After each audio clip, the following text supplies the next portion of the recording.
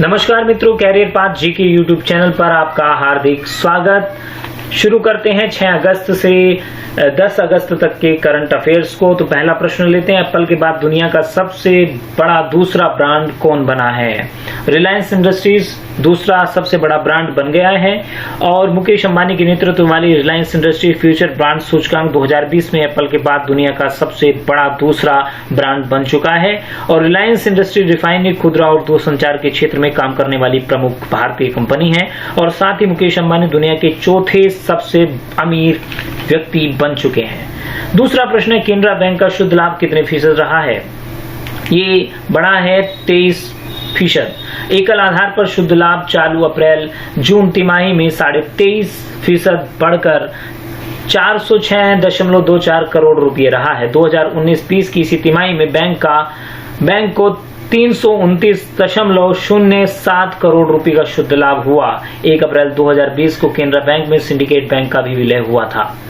तीसरा प्रश्न है, लेबनान की राजधानी बेरूत में मंगलवार को हुए भीषण विस्फोट में कितने लोगों की मौत हुई? 100 लोगों की मौत हुई। विस्फोट में 3.5 तीव्रता का भूकंप भी आया। विस्फोट की आवाज 200 किलोमीटर तक सुनाई दी। और लेबनान के गृह मंत्री ने बंदरगाह के गोदाम में पड़े 2700 टन अमोनियम नाइट्रेट में विस्फोट होने की आशंका जताई है। चौथा प्रश्न है, नीति आयोग के अटल नवाचार मिशन ने एटीएल टिंकरिंग मैराथन 2019 के विजेताओं के कितने नामों की घोषणा की है? तो इसमें 150 नामों की घोषणा की गई है। अटल नवाचार मिशन नीति आयोग ने देश भर में स्थित 5000 से ज्यादा अटल टिंकरिंग लैब्स में हुए अपने प्रमुख राष्ट्रीय वार्षिक नवाचार marathon challenge ATL tinkering marathon 2019 के विजेताओं की घोषणा की है। अगला प्रश्न है, संघ लोक सेवा आयोग यूपीएससी के नए अध्यक्ष किसे बनाया गया है? तो शिक्षाविद प्रोफेसर प्रदीप कुमार जोशी को ये नया अध्यक्ष बनाया गया है और उनका कार्यकाल 12 मई 2021 तक रहेगा। ये छत्तीसगढ़ और मध्य प्रदेश लोक सेवा आयोग के अध्यक्ष भी हैं।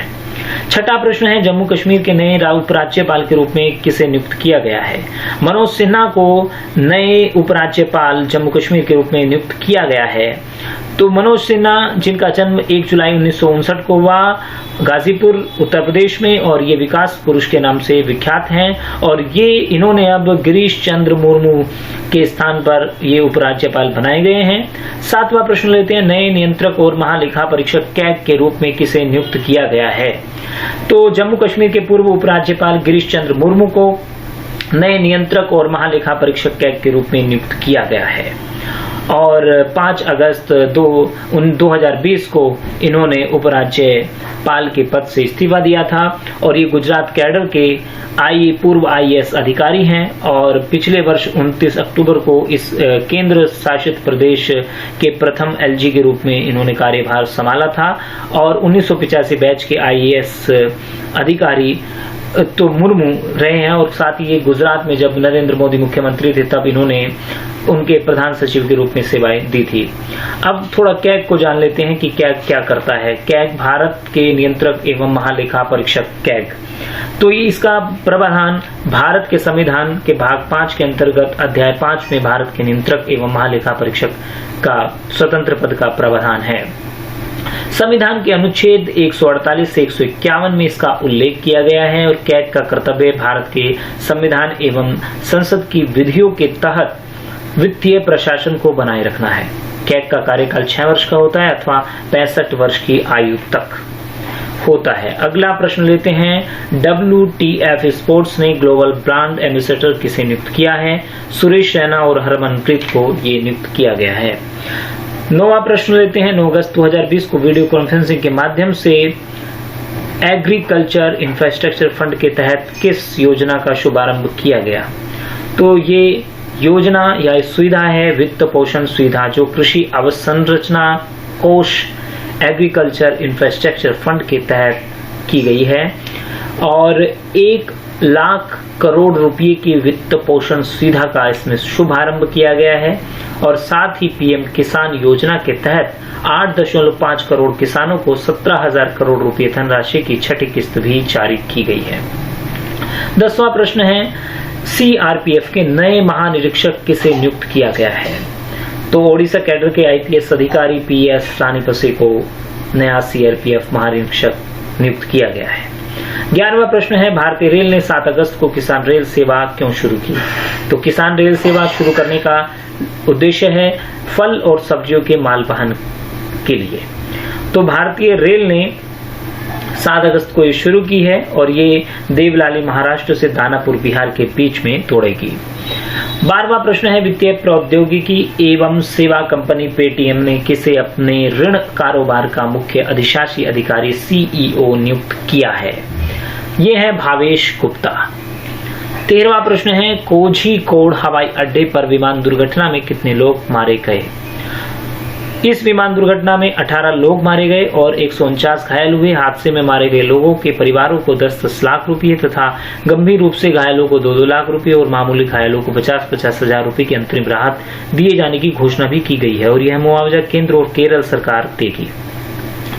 14वां प्रश्न है, जापान के फंसे जहाज से कई टन ईंधन रिसाव के बाद किस देश में पर्यावरणीय आपातकाल घोषित किया गया है? ये घोषित किया गया है मॉरिशस में।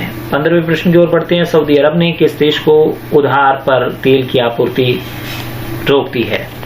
ये पाकिस्तान को रोक दी गई है तेल की आपूर्ति सऊदी अरब द्वारा। और 16वां प्रश्न है कि किस वित्तीय संस्थान ने वित्तीय समावेशन के लिए इनोवेशन हब स्थापित करने की घोषणा की है? भारतीय रिजर्व बैंक ने। 17वां प्रश्न है, हिरोशिमा बमबारी की 75वीं वर्षगांठ कब मनाई गई?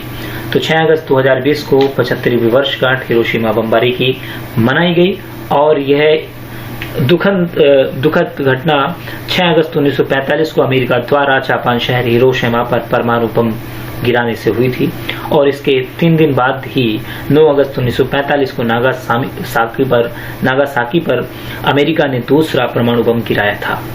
उस समय अमेरिकी राष्ट्रपति हैरी ट्रूमैन ने जापान पर बम गिराने की मंजूरी दी थी और इसमें लाखों लोग मारे गए थे। विस्फोटों के उपरांत हुई ब्लैक रेन तथा विकिरण से भारी संख्या में लोग प्रभावित हुए थे और इस प्रक्रिया को, ये जो पूरा ऑपरेशन अमेरिका ने चलाया था, इसे मैनहट्टन प्रोजेक्ट का नाम दिया गया। कई बार आ जाता है प्रश्न, मैनहट्टन प्रोजेक्ट क्या है?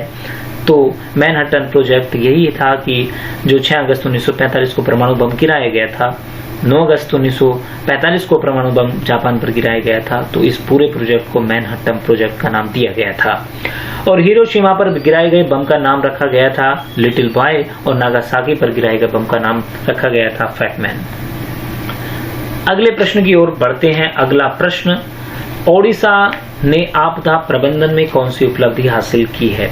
तो ओडिशा ने सुनामी तैयारी के क्षेत्र में आपदा प्रबंधन में अपनी उपलब्धि हासिल की है और यूनेस्को और IOC ने इसे मान्यता प्रदान की है।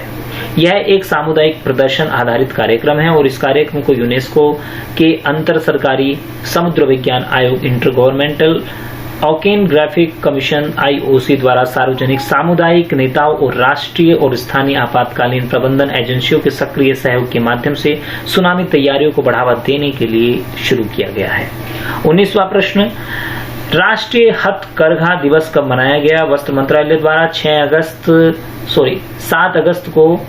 7 अगस्त 2020 को यह मनाया गया और इसका ये 6वां संस्करण था। 7 अगस्त को राष्ट्रीय हथकरघा दिवस के रूप में क्यों चुना गया है इसे? तो ये इस दिन 1905 में कलकत्ता के टाउन हॉल में स्वदेशी आंदोलन की शुरुआत हुई थी, इसलिए इस दिन को चुना गया है। 20वें प्रश्न की ओर बढ़ते हैं। घरेलू रक्षा विनिर्माण को बढ़ावा देने के लिए कितने सैन्य उपकरणों के आयात पर प्रतिबंध लगाया गया है? 101 सैन्य उपकरणों के आयात पर प्रतिबंध लगा दिया गया। इनमें तोपें, कम दूरी की सतह से हवा में मार करने वाले मिसाइलें, क्रूज मिसाइलें, अपतटीय गश्ती जहाज, इलेक्ट्रॉनिक युद्ध प्रणाली, अगली पीढ़ी के मिसाइल युक्त युद्धपोत, फ्लोटिंग डॉग, पनडुब्बी रोधी रॉकेट लॉन्चर और कम दूरी के समुद्री टोही विमान शामिल है। इसकी घोषणा रक्षा मंत्री राजनाथ सिंह ने की है। 21वें प्रश्न की ओर बढ़ते हैं। राम मंदिर के लिए कितने किलोग्राम का घंटा बनवाया गया है? तो 2100 किलोग्राम का घंटा बनवाया गया है राम मंदिर के लिए, जो भारत का सबसे बड़ा घंटा है और यह ऊपर से नीचे तक एकसार है और अष्ट धातुओं से विनिर्मित है। इसे बनाने के लिए 25 कारीगर लगे और जिसमें हिंदू मुस्लिम दोनों थे। कारीगरों ने प्रतिदिन 8 घंटे काम किया। इससे पूर्व जो दयाल हैं जिन्होंने ये घंटा बनाया है वो 101 किलोग्राम का घंटा बना चुके हैं, जो केदारनाथ मंदिर उत्तराखंड में जिसका उपयोग किया जा रहा है। 22वां प्रश्न है, भारतीय तटों या समुद्री तटों पर जल स्तर पिछले 40-50 वर्षों में लगभग कितने सेंटीमीटर बढ़ा है? तो ये बढ़ा है 6.5 सेंटीमीटर। इस दौरान प्रतिवर्ष समुद्र के जल स्तर में वृद्धि 1.3 मिलीमीटर रही है। बढ़ता जल स्तर खतरे की निशानी है और तटवर्ती भूमि को ये नुकसान पहुंचाता है और तटीय इलाकों में तूफान, सुनामी, बाढ़, कटाव, क्षरण आदि के खतरे बढ़ते हैं। अगले प्रश्न की ओर बढ़ते हैं। 23वां प्रश्न है, श्रीलंका के 13वें प्रधानमंत्री के रूप में किसने शपथ ली है? तो पीपल्स पार्टी के नेता महिंदा राजपक्षे, जो 74 वर्ष के हैं, उन्होंने चौथी बार लगातार प्रधानमंत्री के रूप में शपथ ली है और वे 1970 में 24 वर्ष की उम्र में सांसद बने थे और 2 बार राष्ट्रपति रह चुके हैं, 3 बार प्रधानमंत्री रह चुके हैं। राज महाविहार सदियों से जो पुराना बौद्ध मंदिर है उसमें यह शपथ ग्रहण समारोह किया गया।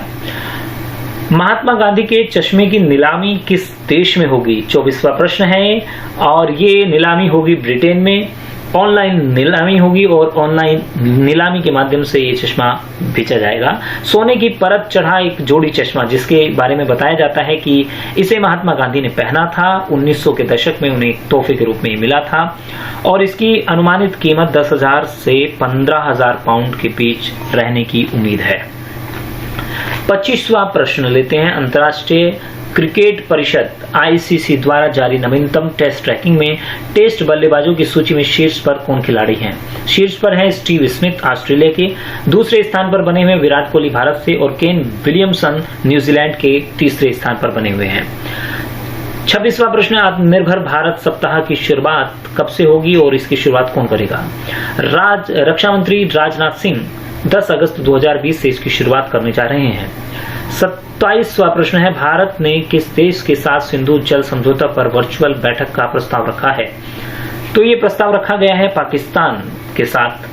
सिंधु जल समझौता 19 सितंबर 1960 को किया गया था। इस समझौते के तहत 3 पूर्वी नदियां व्यास, रावी और सतलुज का नियंत्रण भारत के हाथ में रहेगा और वहीं 3 पश्चिमी नदियां सिंधु, चेनाब और झेलम का नियंत्रण पाकिस्तान के हाथ में था और समझौते के अनुसार भारत को उनके उपयोग, सिंचाई, परिवहन, बिजली उत्पादन करने की अनुमति है। तो अगला प्रश्न लेते हैं। 28वां प्रश्न है, 9 अगस्त 2020 को किस पूर्व फुटबॉल खिलाड़ी का निधन हुआ है?